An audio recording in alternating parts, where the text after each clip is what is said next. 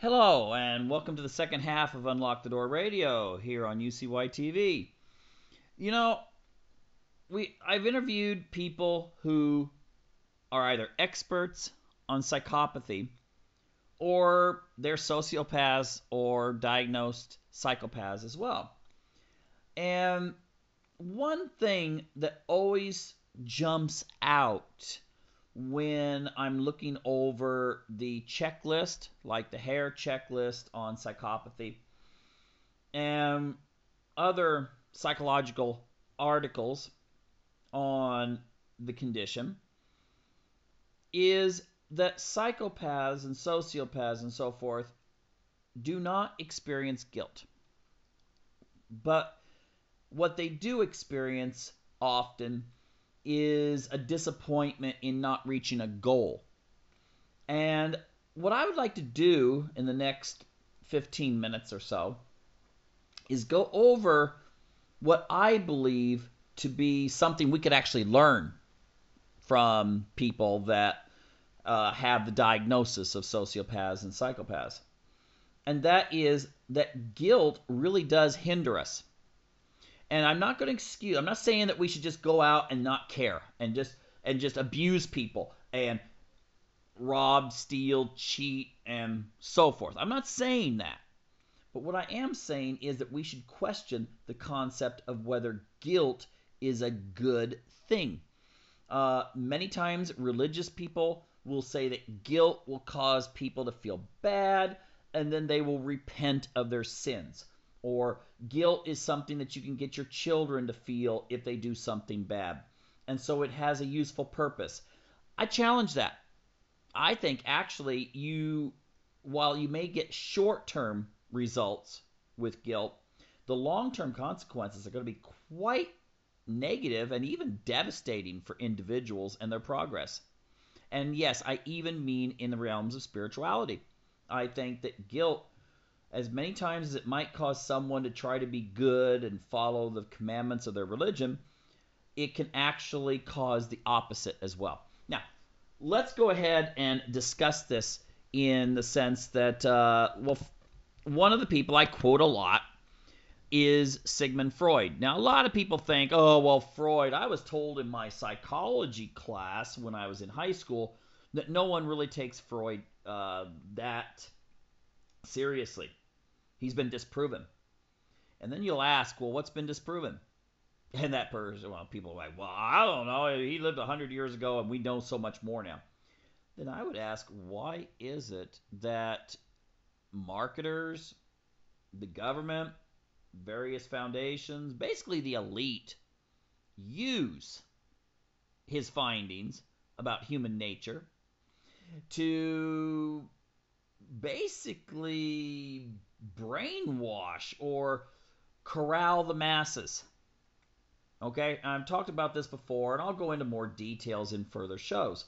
But the thing is that if Freud is so discounted, why is it you always find, whenever you really research societal conformity, marketing, consumerism, and even government mind control programs, it all goes back to Freud and the study of the subconscious and how to manipulate the subconscious without the conscious knowing. Now, I'm not going to talk about that, though. What I'm going to talk about is the fact that in his writing, Civilization and Its Discontents, Freud noted that guilt was something that held civilization together. In his way of looking at it, guilt was something that caused you to bury your natural instincts and not let them come forth.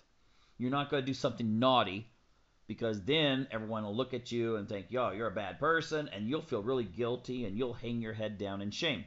And that would control most of the masses. Therefore, just go with the flow, and you don't feel guilt.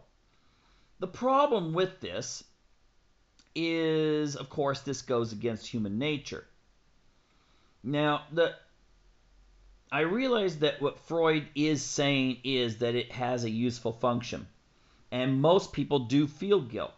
However, I think we should analyze exactly what guilt ultimately is and how it controls us.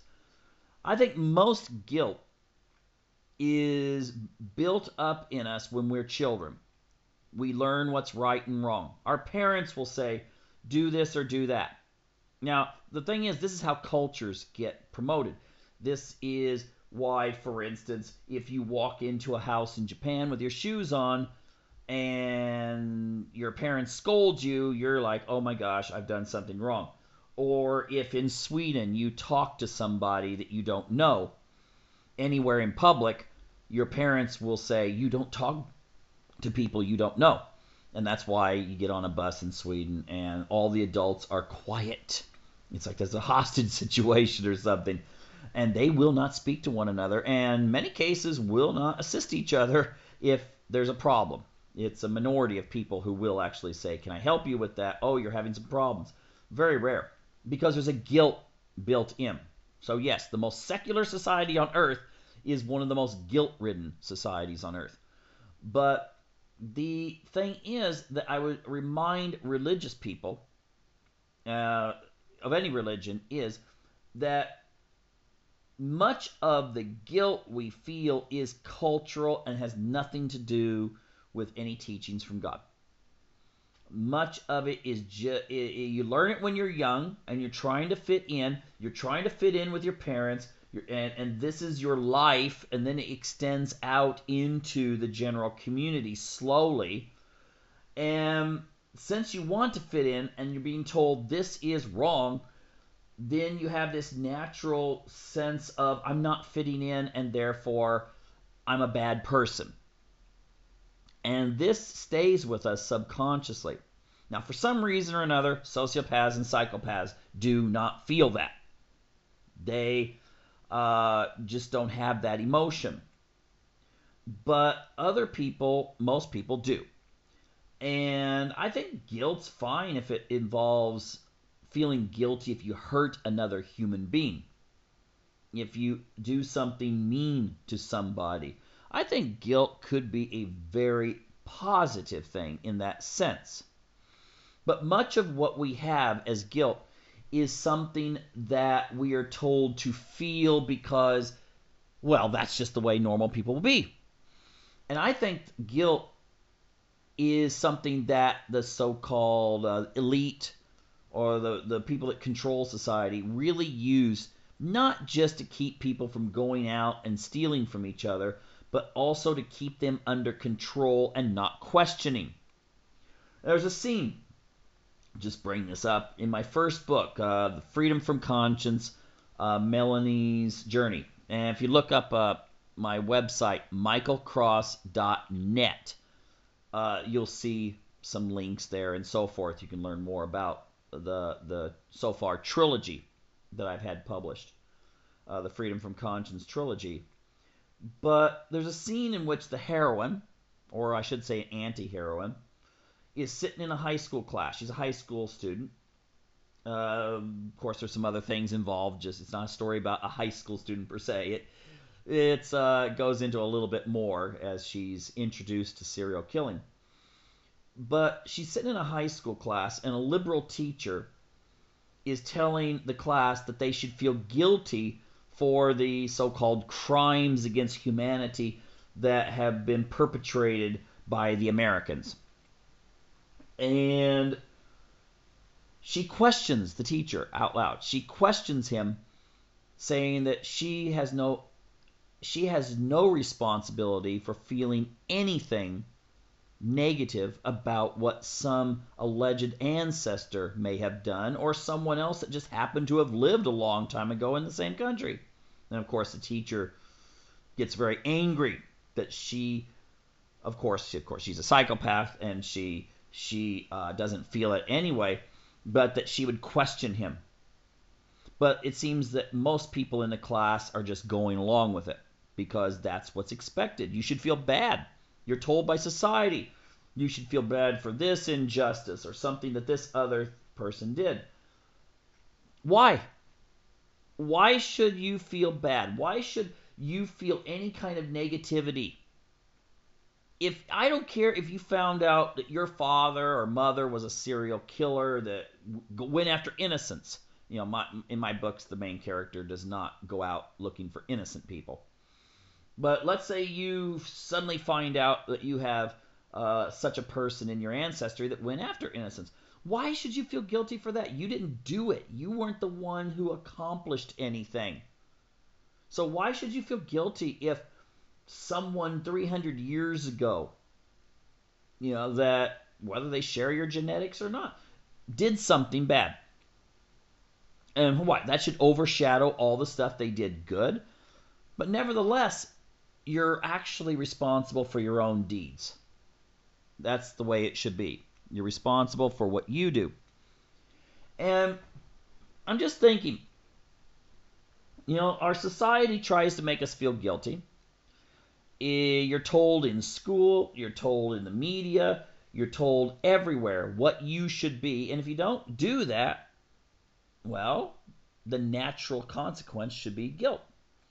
But does it help us really, ultimately, to really be promoting guilt? I'm just thinking this. I have known people who they've tried to live certain standards in their life. Then they break those standards. I don't know, maybe someone's never smoked in their life or never drank, and suddenly they just give in and try it. Someone that's never had premarital sex, they suddenly do it. And afterwards, they're devastated.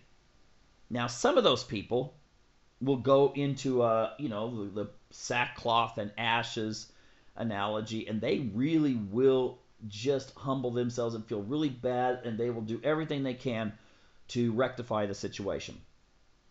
There's others, many others, who just like a person who's on a diet for 3 months and they've eaten no junk food, they go to someone's birthday party and they give in and they eat a piece of cake. What happens then? Oh my gosh, then it's like, oh, I failed. I might as well just give up the diet. I feel so guilty that I just can't do it. So they start eating. In fact, they'll just try to make up for all that they've missed for the last several months. And the people who, many of them, have done something, they've drank alcohol, and suddenly they can't reconcile that.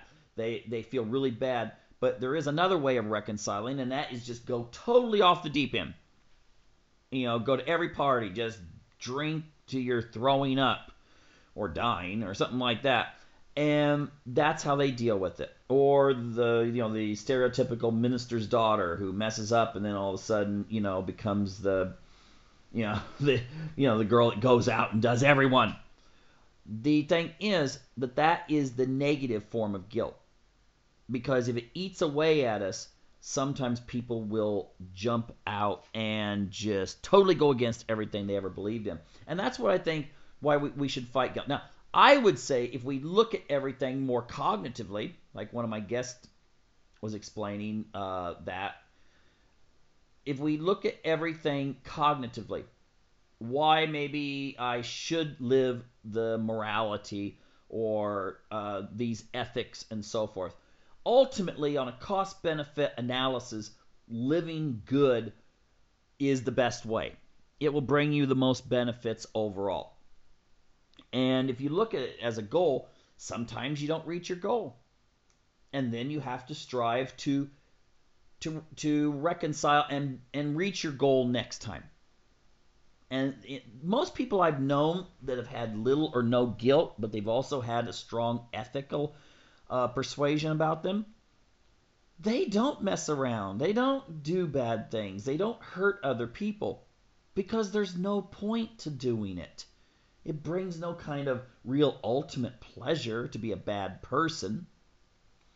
And that did not necessarily mean that they ever had to feel guilt about anything. I eat a piece of cake. If I'm on a diet, I can think, oh, well, I guess I'll repent.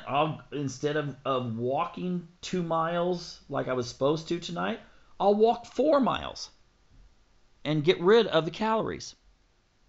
And maybe that is one of those things that we could learn and try to apply in our lives. Guilt can destroy us. Guilt can cause our immune systems to go down. We start beating ourselves up. We start whipping ourselves. And we tell ourselves we're no good, that we don't measure up. and then you go into shame. And then, of course, it either immobilizes you, or you may decide just to go the opposite way. Whereas if you look at things from a goal-oriented perspective, and you live to be a good person and to try to achieve your goals in business or in education or your physical goals or your romantic goals or your family goals or whatever, then you'll do much better. And you won't just let yourself, you won't go back, sit in the corner smacking yourself. So I think that's one thing we could actually learn, is to question whether guilt is something we really do need.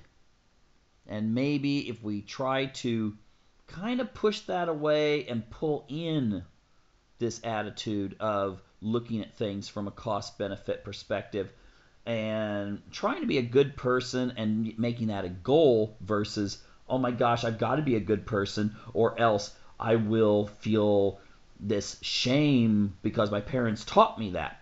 I think you're more genuine when you're actually trying to be a good person and it becomes part of you versus you'll punish yourself if you don't do all the good things. Anyway, we'll talk about this later. Thanks for tuning in to this episode of Unlock the Door Radio, and hope to see you next week. Take care now. Bye.